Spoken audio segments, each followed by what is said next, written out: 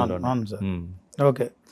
ప్రశాంత్ కిషోర్ రాజకీయ వ్యూహకర్త ఈ మధ్య కాలంలో చేసిన అంటే ఒక మీడియాకు మాట్లాడుతున్న సందర్భంలో రేవంత్ రెడ్డిని నేను ఓడిస్తా, తెలంగాణ వస్తా, సో ఆయనను రాహుల్ గాంధీ కాపాడలేడు, మోడీ కాపాడలేడు అంటే ఈ కామెంట్స్ని ఎట్లా చూడొచ్చు సార్? దీని వెనుక కేసీఆర్ ఉన్నాడనే ప్రచారం కూడా జరుగుతుంది. కాదు కేసీఆర్కు ప్రశాంత్ కిషోర్కు సంబంధాలు లేదు. అప్పుడు ఏదో కొంత ఎంగేజ్ చేశాడు, తర్వాత ఆయన ఫీజు ఆయనే తీసుకున్నాడు, వదిలిపెట్టి వెళ్ళిపోయాడు. ఆనాడు ప్రశాంత్ కిషోర్ని అట్లే పెట్టుకొని ఉంటే కేసీఆర్ ఓడిపోయేవాడు కాదేమో సార్. ఎందుకంటే ఆయన ఒక మంచి స్ట్రాటజిస్ట్, బాగా సక్సెస్ అయ్యాడు. నరేంద్ర మోడీ గారిని 2014లో అధికారంలోకి తెచ్చిన దానిలో కూడా ప్రశాంత్ కిషోర్ పాత్ర ఉంది. జగన్ అధికారంలోకి తేవడంలో ఉంది, చాలా ఉన్నది ఆయన పాత్ర. అయితే ఆయన కొంతకాలం పాటే బీఆర్ఎస్తో కొనసాగాడు. రేవంత్ రెడ్డి 2023లో ఒక దారుణమైన కామెంట్ చేశాడు. బీహారీలు లేబర్ పని చేయడానికే పుట్టిన్లు, వాళ్ళ డిఎన్ఏలోనే లేబర్ పని చేయాలని ఉంది, అందుకే అన్ని దేశాలకు పోయి లేబర్ పని చేస్తారని. అంటే పేదరికాన్ని అట్లా అపహాస్యం చేయడము, బీహార్ లేబర్ని అవమానించడము, ఇవన్నీ కూడా ఏంటంటే చాలా దారుణమైనవి. ఆయనకు నోటు శుద్ధి లేదని మనం చాలాసార్లు మాట్లాడుకున్నాం. అలా ఒక కామెంట్ చేస్తాడు, తర్వాత ఇటువంటివన్నీ విమర్శలు వస్తాయి. బీహారీలను అవమానపరిచినోడిని మీరు ఎట్లా ఎంబడి పెట్టుకుంటారని చెప్పి డైరెక్ట్గా రాహుల్ గాంధీ మీద ఈ అటాక్ అనేది చేశారు. ప్రశాంత్ కిషోర్ బీజేపీని, కాంగ్రెస్ను అంటే ఇండియా కూటమిని కావచ్చు, ఎన్డీఏ కూటమిని టార్గెట్ చేయాలి. ఎందుకంటే ఆయన ఒక రాజకీయ పార్టీ పెట్టుకున్నారు, బీహార్లో కొత్తగా పోటీ చేయబోతున్నారు. రేవంత్ రెడ్డిని టార్గెట్ చేయడంలో అంటే రేవంత్ని హీరో చేశాడనుకోవచ్చా, ఎట్లా చూడవచ్చు? హీరో చేయడం కాదు, బీహారీల పోలరైజేషన్ కోసం మనల్ని అవమానపరిచినోడు ఈయన ఒక అస్త్రం ఇచ్చిండు కాబట్టి ప్రశాంత్ కిషోర్ దాన్ని వాడుకున్నాడు సార్. ఎందుకంటే బీహారీలను అవమానపరిచిన వాళ్ళను బీహారీలు క్షమించరు కాబట్టి కాంగ్రెస్కి అగనిస్ట్గా రేవంత్ రెడ్డి మాటల్ని ప్రశాంత్ కిషోర్ వాడుకుంటాడు. అది డెఫినెట్గా ఆయనకు ఫెచ్చింగే కదా. వాళ్ళని అవమానపరిచిన వాళ్ళను బీహార్ గడ్డ మీద అడుగు పెట్టని అంటున్నాడు. ఈయనేమో స్టార్ క్యాంపెయినర్ అయిపోయారు. ఇప్పుడు ఇట్లా ఆయన కొంచెం 4 రోజుల ముందే కనుక ఈ స్టేట్మెంట్ ఇచ్చుంటే అడుగు పెట్టనియకపోవడానికి కాదు, రేవంత్ రెడ్డిని రాహుల్ గాంధీ ఎంబడి పెట్టుకునేటోడు కాదు. ఇప్పటికైనా కాంగ్రెస్ సర్వే చేస్తుంది, ప్రశాంత్ కిషోర్ మాటలకు బీహారీలు స్పందిస్తారు. అది చూసినాక ఆయన విలువడు, బాబు నువ్వు నిరాష్ట్రంలో ఉండు, నాకు అవసరం లేదని చెప్తాడు. లేకపోతే ఇదంతా ఆయన చుట్టుకుంటుంది కదా, కాంగ్రెస్ పార్టీ చుట్టుకుంటుంది. Rahul Gandhi no entry board పెట్టే అవకాశం ఉందంట సార్. కాళేశ్వరం అంటే మేడిగడ్డ, మరి కాళేశ్వరంలో దాన్ని ఒక హార్ట్ ఆఫ్ కాళేశ్వరం ప్రాజెక్ట్ అనుకుంటా, ఆ రిపేర్ చేయడానికి మేడిగడ్డ, అన్నారం, సుందిల్లా రిపేర్ చేయడానికి టెండర్లు పిలిచినట్టు సమాచారం ఉంది. అది అంటే నేను అనేది బహుశా రిపేర్ చేయడానికి కాదు సార్, రిపేర్ ఎట్లా చేయాలనో సూచించడానికి సార్.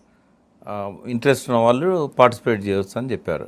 అంటే ఇట్స్ ఓన్లీ స్టడీ, ఓ రిపోర్ట్ ఇవ్వడానికి. అది ఈ రకరకాల ఆరోపణలు వచ్చినాయి మేడిగడ్డ మీద. అయితే ఇప్పటి వరకు కూడా ఆశ్చర్యం ఏంటంటే ఎన్డీఎస్ఏ, దేశమే గర్వించదగ్గ ఇంజనీర్స్ ఉన్నారు ఎన్డీఎస్ఏలో. తర్వాత దేశంలో ప్రతిష్టాత్మకమైన సంస్థలు ఉన్నాయి, రూర్కీలో ఉంది, పూణేలో ఉంది, ఢిల్లీలో ఉంది, మన ఎన్ఐటీలు ఉన్నాయి, ఇంజనీరింగ్ కాలేజీలు, ఐఐటీస్ ఉన్నాయి.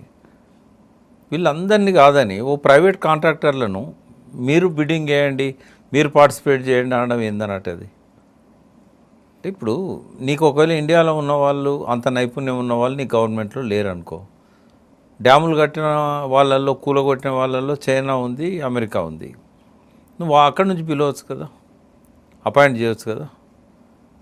ఇది కేవలం ఏంటంటే కాలయాపన కోసం.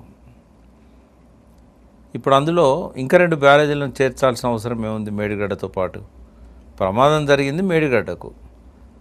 ఇప్పటిదాకా విజిలెన్స్ కమిషన్ కానీ, ఎన్డీఎస్ఏ కానీ, పీసీ ఘోష్ కమిషన్ కానీ మేడిగడ్డ ఎందుకు గుంగిందో చెప్పలేదు వాళ్ళు. ఒకవేళ మీరు మేడిగడ్డ ఎందుకు గుంగిందో తెలుసుకోవాలనుకుంటే దానికి సంబంధించిన నిపుణులను అపాయింట్ చేయాలి.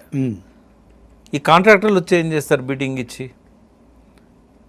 సుందిల్లా, అన్నారం బాగున్నాయని ఉత్తమ్ కుమార్ రెడ్డి కౌన్సిల్లో, లెజిస్లేటివ్ కౌన్సిల్లో కోదండరాం ప్రశ్నకు సమాధానం చెప్పిండు, వాటికి ఏం కాలేదో బాగానే ఉన్నాయని. మరి వాటికి టెండర్స్ ఎందుకు? ఏం పాడైందని అక్కడ? ప్రతి సంవత్సరం కొద్దిగా సీపేజ్ ఉంటుంది, అది రొటీన్గా రిపేర్ చేసుకుంటారు. తర్వాత 2 బ్యారేజీలలో కొన్ని లోపాలు ఉన్నాయని ఎన్డీఎస్ఏ 2023 అక్టోబర్లో వచ్చినప్పుడే చెప్పింది, ఏమేం పనులు చేయాలనో సూచించింది. 2024 మే వరకే, ఎండాకాలం వరకే ఆ పనులన్నీ కంప్లీట్ అయిపోయినాయి. కొత్తగా రిపేర్లు ఏమొచ్చినాయి? ఈ 2 సంవత్సరాల్లో పెద్ద ఎత్తున ఫ్లడ్ పోయింది. 24లో 25లో వందల టీఎంసీలు పోయినాయి. అవును, ఇప్పుడు కూడా పోతున్నాయి. ఇప్పుడు కూడా పోతున్నాయి. ఏం చెక్కు చెదరలే కదా. అవును, మళ్ళీ ఎల్ఎంటీ సంస్థ కూడా మేమే రిపేర్ చేస్తామన్నా కూడా ఎలాంటి సంస్థ వాళ్ళు రిపేర్ చేస్తామన్నారు. ఆ ప్రతిపాదన ఒప్పుకోవట్లేదు. అంటే ఇప్పుడు నిజంగానే మీరు ఏం చేయాలి అనేది తెలుసుకోవడానికి నిపుణులను ఎక్స్ప్రెషన్ ఆఫ్ ఇంట్రెస్ట్ అడిగారనుకో, అది అనవసరమైంది అనేది నా ఉద్దేశం. ఎన్డీఎస్ఏ రిపోర్ట్ ప్రకారం వెళ్తే బాగుండేది అంటారు. ఎన్డీఎస్ఏ రిపోర్ట్ ప్రకారంగా ఒకవేళ ఏమన్నా పరిశోధన చేయాలనుకున్నప్పుడు డైరెక్ట్గా ఆ పరిశోధన మన వాళ్ళే చేయగలుగుతారు. డిజైన్స్ ఆర్గనైజేషన్ మనకుంది, తర్వాత పెద్ద డిపార్ట్మెంట్ ఉంది, స్టేట్ డ్యామ్ సేఫ్టీ అథారిటీ ఉంది ఎన్డీఎస్ఏకి అనుబంధంగా. ఆ సంస్థ ఉన్నదే డ్యామ్ సేఫ్టీ కోసం. ఇది డ్యామ్ కూడా కాదు, చిన్న బ్యారేజీ. నాగార్జున శ్రీశైలం లాంటి డ్యామ్లు, ఇది బ్యారేజ్. మరి అటువంటి కట్టిన అనుభవాలు, నిర్వహించిన అనుభవాలు, 7 దశాబ్దాలుగా వాటిని నిర్వహించిన అనుభవాలు ఉన్న సంస్థలున్నాయి. నీకు వేరే ప్రైవేట్ సంస్థ వచ్చి సర్వే చేయాల్సిన అవసరం ఏంది? ఇది కేవలం కాలయాపన కోసము. ఈ టెండర్ల పేరుతో కాలయాపన చేయడం, ఆ టెండర్ వేసినాక అవార్డు కానివాడు ఇంకోటి పోయి కోర్టు పోయి స్టే తీసుకుంటాడు.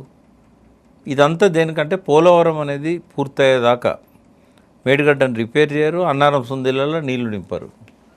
ఎందుకు అంటే పోలవరంలో నీళ్లు నింపితే డెల్టాకి ఇబ్బంది ఉండదు. పోలవరంలో నీళ్లు నింపాలంటే ఇంకా 2-3 సంవత్సరాలు పడుతుంది. ఈ లోపల మేడిగడ్డ రిపేర్ చేయరు, ఎందుకంటే మేడిగడ్డ గేట్లు వేస్తే డెల్టా రైతులకు నీళ్లు పోతలేవు.